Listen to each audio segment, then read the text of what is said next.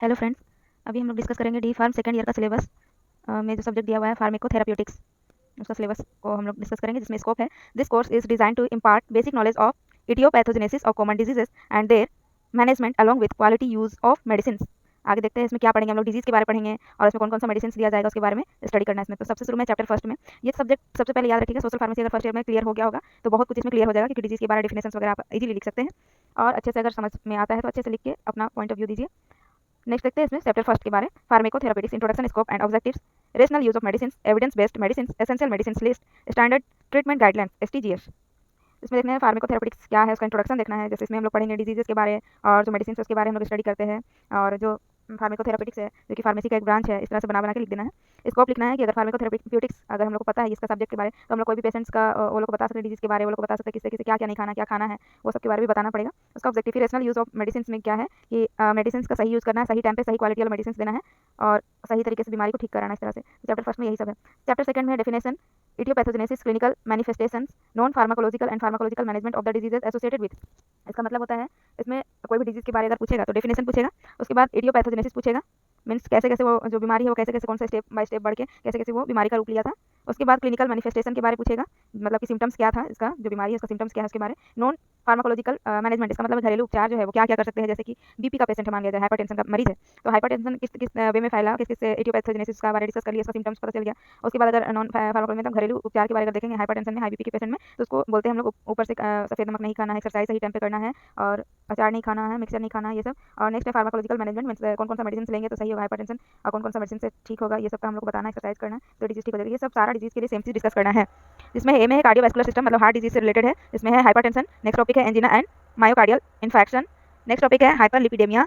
उसके बाद है कॉन्जेस्टिव हार्ट फेलियर। ये चार डिजीज के बारे में हमको पढ़ना है। हाइपरटेंशन तो बीपी हाई जो होता है उसके बारे में और बीपी हाई किसको कहते हैं वो सब लिखना है और नॉर्मल बीपी हाई बीपी क्या है लो बीपी क्या है उसके बारे में कमेंट सेक्शन में मुझे कमेंट करें कि कितना में नॉर्मल बीपी होता है, कितना में लो बीपी होता है और कितना में हाई बीपी होता है, ये सब के बारे में। एंजिना पेक्टोरिस क्या है, चेस्ट पेन जो होता है उसके बाद जो धीरे धीरे वो चेस्ट पेन हार्ट अटैक का रूप ले सकता है अगर सही समय पर उसका इलाज नहीं हो तो ये सारे जो है जो हार्ट से रिलेटेड है। जैसे कोलेस्ट्रॉल अगर ज़्यादा बॉडी में जम गया तो उसके चलते भी क्या होता है प्लेग जम जाता है बॉडी में, फैट जम जाता है जिसके चलते ब्लड जो है वो पास नहीं हो पाता, ऑक्सीजन सही से पास नहीं हो पाता है जिसके चलते सांस लेने में प्रॉब्लम होता है और धीरे धीरे ये जाके कॉन्जेस्टिव हार्ट फेलियर का रूप ले सकता है। नेक्स्ट है बी में रेस्पिरेटरी सिस्टम जो ये गले के पास जो भी थ्रोट से रिलेटेड है मतलब समझिए रेस्पिरेशन से रिलेटेड है, सांस श्वसन तंत्र वाला, जिसमें है अस्थमा और दूसरा है सीओपीडी। अस्थमा में होता है कौन कौन सा टाइप का अस्थमा होता है कितना स्टेज में इस तरह से डिस्कस करेंगे। उसके बाद है सांस लेने का प्रॉब्लम होता है, लंग्स प्रॉब्लम होता है, रेस्पिरेटरी ट्रैक्ट में प्रॉब्लम हो सकता है तो उससे अस्थमा होता है। अस्थमा में जो है वो तो ठीक है लेकिन सीओपीडी जो है इसका फुल फॉर्म मैंने पहले भी बताया पहले की वीडियो में, अगर आपको याद हो तो इसका कमेंट में मुझे बताया कि सीओपीडी का फुल फॉर्म क्या होता है। तो सीओपीडी से अगर किसी को हो गया तो उसमें पेशेंट का जो है मौत भी हो सकता है। नेक्स्ट है सी में टॉपिक में एंडोक्राइन सिस्टम जिसमें फर्स्ट में है डायबिटीज, दूसरा में थायराइड डिसऑर्डर्स जिसमें हाइपरथायरॉइडिज्म है। डायबिटीज टाइप 1 और टाइप 2 डायबिटीज के बारे में डिस्कस कीजिएगा। जैसे पेनक्रियाज से इंसुलिन हार्मोन सीक्रेट होता है, अगर इंसुलिन हार्मोन सीक्रेट होना बंद हो जाए मतलब इंसुलिन का एब्सेंस हो जाए तो डायबिटीज हो जाएगा, पेशेंट का जो ब्लड शुगर लेवल है वो बढ़ जाएगा, इंक्रीज हो जाएगा अगर इंसुलिन जो है उनका एब्सेंट हुआ या कम हो गया इंसुलिन तो। उसके बाद है थायराइड डिसऑर्डर जो कि गले के पास ये थायराइड ग्लैंड रहती है थ्रोट के पास तो उसके बारे में हाइपरथायरॉइडिज्म, थायराइड बीमारी तो नॉर्मल हो जाते हैं तो ये सब आजकल नॉर्मली चल रहा है, बीपी हो गया, थायराइड हो गया, हाई बीपी लो बीपी ये सब नॉर्मल है। नेक्स्ट है डी में सेंट्रल नर्वस सिस्टम जिसमें है एपिलेप्सी मीन्स मिर्गी, सीजर जिसको बोलते हैं या फिर कन्वल्सन भी बोलते हैं।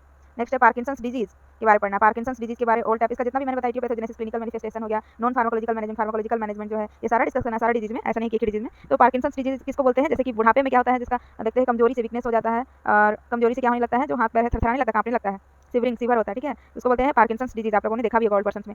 नेक्स्ट टॉपिक उसी में अल्जाइमर्स डिजीज। अल्जाइमर क्या होता है जो जैसे जैसे एज ढलता है ना ओल्ड पेशेंट में क्या होता है इसमें भूलने की बीमारी हो जाता है, एक चीज को 10 बार बोलेगा कोई भी बुढ़ापा में आप देखे होंगे ऐसा पेशेंट को कि एक बात बोल लिया फिर थोड़ा देर के बाद भूल गया, फिर से पूछेगा कि आप कौन हो, फिर थोड़ा देर फिर आप कौन हो, नेक्स्ट तो आप भी गुस्सा होंगे, ये सब मतलब बुढ़ापे में होता है, अल्जाइमर डिजीज से कहते हैं। नेक्स्ट टॉपिक था स्ट्रोक। उसके बाद है माइग्रेन। माइग्रेन मतलब आधा सिर में पूरा दर्द जो रहता है उसको हम लोग माइग्रेन का नाम देते हैं, सिर का दर्द होता है उसमें। नेक्स्ट है ई। ई टॉपिक में गैस्ट्रोइंटेस्टिनल डिसऑर्डर, जीआईटी ट्रैक्ट वाला डिसऑर्डर है ये। तो पहला में इसमें है गैस्ट्रो इसोफेगल रिफ्लक्स डिजीज। उसके बाद है पेप्टिक अल्सर डिजीज। उसके बाद है अल्कोहलिक लिवर डिजीज, अल्कोहल लेने से जो लिवर डैमेज हो रहा है वो उसके बारे में। उसके बाद है इन्फ्लामेटरी बाउल डिजीजेस जिसको Crohn's disease and ulcerative colitis भी बोलते हैं, उसको उसके बारे में भी पढ़ना है इसमें। तो इसके बाद पेप्टिक अल्सर के बारे है वो सब सारा डिस्कस करना पड़ेगा इसमें, जो अंदर अंदर अंदरूनी जो घाव बन जाता है ब्लीडिंग होता है उसको अल्सर बना देता है वो। नेक्स्ट है एफ टॉपिक में है हेमेटोलॉजिकल डिसऑर्डर्स, ये ब्लड से रिलेटेड डिसऑर्डर है, इसमें आयरन डिफिशिएंसी एनीमिया और सेकंड है मेगालोब्लास्टिक एनीमिया। तो कौन सा विटामिन की कमी से आयरन डिफिशिएंसी एनीमिया होता है और कौन सा विटामिन की कमी से मेगालोब्लास्टिक एनीमिया होता है इसको मुझे कमेंट बॉक्स में कमेंट करके बताएं। नेक्स्ट है जी टॉपिक में है इन्फेक्शियस डिजीजेज जिसमें है ट्यूबरक्लोसिस मतलब टीबी के बारे में डिस्कस करना है, टीबी कैसे हुआ, माइकोबैक्टीरियम ट्यूबरक्लोसिस बैक्टीरिया है उसके चलते ट्यूबरक्लोसिस बीमारी होती है, ये सब ऐसा डेफिनेशन बना के लिखना पड़ेगा आपको कि ट्यूबरक्लोसिस एक बीमारी है जो कि बैक्टीरिया से होता है, जो कि माइकोबैक्टीरियम ट्यूबरक्लोसिस एक बैक्टीरिया है जिसके चलते में टीबी बीमारी हो जाती है पेशेंट को इस तरह से।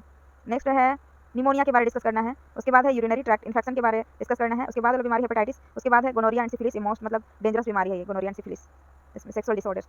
और नेक्स्ट है मलेरिया के बारे में पढ़ना। मलेरिया कॉमन है, जैसे मादा मच्छर के चलते होता है, फीमेल एनाफिलीज मॉस्किटो के चलते मलेरिया बीमारी होता है, प्लाज्मोडियम वगैरह के बारे में सब डेफिनेशन में आप लिख सकते हैं अच्छे से बना के। अगर सोशल फार्मेसी अगर अच्छे से आप लोग फर्स्ट ईयर में पढ़े हैं तो डेफिनेशन ऑब्वियसली अच्छे से आप लोग लिख पाइएगा ये फार्माकोथेरेपेटिक्स में। फिर है नेक्स्ट है HIV and opportunistic infection. Next है वायरल इन्फेक्शन, जिसमें सार्स है और CO विटामिन कोविड के बारे में पढ़ना है। वायरल इन्फेक्शन कौन कौन सा वो सब डिस्कस करना पड़ेगा इसमें आपको। नेक्स्ट है टॉपिक एच में मस्क्यूलो स्केलेटल डिसऑर्डर, मतलब इसमें है रेमाटॉइड अर्थराइटिस। नेक्स्ट है ऑस्टियोआर्थराइटिस, ये हड्डी से रिलेटेड है तो इसको भी अच्छे से पढ़ लीजिएगा, स्केलेटल वाला है। फिर है नेक्स्ट है आई में डर्मेटोलॉजी, जिसमें सोरियासिस है, स्कैबीज है, एक्जिमा है। याद रखिएगा स्किन डिसऑर्डर के बारे जो जिसमें हम लोग स्टडी करते हैं उसको डर्मेटोलॉजी कहते हैं। सोरियासिस क्या है, जो हम लोग जैसे देखते हैं मोस्टली ये गर्मी के दिनों में क्या होता है, हमारा ड्राई स्किन हो जाता है, और अगर हम लोग अगर नाखून लगाते हैं अगर स्किन में थोड़ा सा भी हाथ लग जाएगा तो वाइट स्किन में क्या हो जाएगा, रेखा बन जाएगा ना, लकीर बन जाएगा, लाइनिंग हो जाता है, और वाइट जो होता है उसी को सोरियासिस बोलते हैं, जो कि वाटर की कमी से होती है। ये सब बराबर का डेफिनेशन में लिखिएगा। उसके बाद इसका इडियोपैथोजेनेसिस हो गया, और उसके बाद क्लिनिकल मैनिफेस्टेशन मतलब सिम्टम्स क्या है, non pharmacological management, pharmacological management, ये सब के बारे डिजीज के बारे डिस्कस करना है इसमें। उसके बाद है फार्माकोलॉजिकल मैनेजमेंट, मतलब जो एलोपैथिक मेडिसिन है वो सब के बारे डिस्कस करेंगे इसमें, ट्रीटमेंट किस तरह से कर सकते हैं। और नॉन फार्माकोलॉजिकल मतलब घरेलू उपचार, और फार्माकोलॉजिकल मतलब एलोपैथिक मेडिसिन के बारे में। सोरियासिस का मैंने बता दिया। स्कैबीज भी एक बीमारी है जो इसमें क्या होता है, ईचिंग होने लगता है पूरा बॉडी में, और छोटा छोटा क्या होता है, पिंपल्स टाइप का रेडनेस हो जाता है, इसमें रैशेस हो जाते हैं, इस तरह से बना के डेफिनेशन लिखना पड़ेगा। नेक्स्ट है एक्जिमा। एक्जिमा बीमारी जो होता है इसमें भी ईचिंग होता है, हाथ हथेली में और पाँव में ये होता है, सब तरफ नहीं होता, बस उसी में। और स्कैबीज भी जो होता है वो गले से नीचे होता है, मतलब खुजली जो होगा फेस में नहीं होगा और हेड में भी नहीं होगा, लेकिन क्या होगा जो थ्रोट से नीचे पूरा बॉडी में पूरा फैल जाता है। तो इसीलिए कहते हैं कि दूसरा का जो ड्रेस है, दूसरे के स्लीपर्स है या दूसरे के हैंकी भी उसको भी यूज़ ना करें, दूसरे के सॉक्स सब अलग अलग यूज़ करें। आजकल जमाना जो है बहुत नाजुक है। जे चैप्टर में है साइकियाट्रिक डिसऑर्डर, जिसमें है depression and anxiety. Next topic है साइकोसिस। डिप्रेशन तो पता है कि लॉन्ग टाइम से अगर कोई टेंशन में रहे, कोई एक ही मतलब डिप्रेशन हो जाता है, अगर ज़्यादा एंग्जाइटी हो जाता है तो उससे डिप्रेशन में कन्वर्ट हो जाता है। वैसे लोग नींद भी नहीं आएगा, वैसे लोगों को हमेशा टेंशन में वो लोग रहेंगे, तो उसी को डिप्रेशन कहते हैं, ये तो आपको पता ही होगा। नेक्स्ट एंग्जाइटी, जब ज़्यादा टेंशन लेते हैं तो ये मतलब क्या है, ब्रेन से रिलेटेड डिसऑर्डर है ये, ठीक है। और साइकोसिस के बारे में पढ़ना है। नेक्स्ट है के चैप्टर में है ऑप्थाल्मोलॉजी, जिसमें है कंजक्टिवाइटिस, जिसमें बैक्टीरियल एंड वायरल हेल्थ होता है। और उसके बाद है ग्लाकोमा। कंजक्टिवाइटिस जो हिंदी में अगर बोलेंगे तो आँख आना जिसको बोलते हैं, कंजक्टिवा जो झिल्ली होती है आँख में, वो उसमें स्वेलिंग हो जाता है, उसमें पानी भर जाता है, इस तरह से आपको पढ़ना पड़ेगा। रेडनेस हो जाते हैं आँख में, और वायरल के चलते इन्फेक्शन होते हैं, बैक्टीरियल इन्फेक्शन के चलते होता है। ग्लाकोमा के बारे में मैंने फर्स्ट ईयर में बताया है सोशल फार्मेसी में, आप जाके उस वीडियो को देखें। और उसके बाद है आई चैप्टर में एंटी माइक्रोबियल रेजिस्टेंस क्या है। और उसके बाद है एम टॉपिक में वीमेंस हेल्थ, जिसमें है पॉलीसिस्टिक ओवरी सिंड्रोम, जिसको POS भी बोलते हैं। उसके बाद है डिसमेनोरिया। उसके बाद है प्री मेंस्ट्रुअल सिंड्रोम, ये लास्ट टॉपिक था। तो ये रहा थ्योरी पार्ट्स, और उसके बाद है प्रैक्टिकल पार्ट्स में देखेंगे, जो प्रैक्टिकल आपकी क्लासेस में बताए जाएंगे। प्रैक्टिकल क्लासेस में वो प्रैक्टिकल आपको बनाने पड़ेंगे, और इसमें आई थिंक असाइनमेंट तो दिया नहीं है, ओनली प्रैक्टिकल ही बनाना है इसमें, ठीक है। Thank you.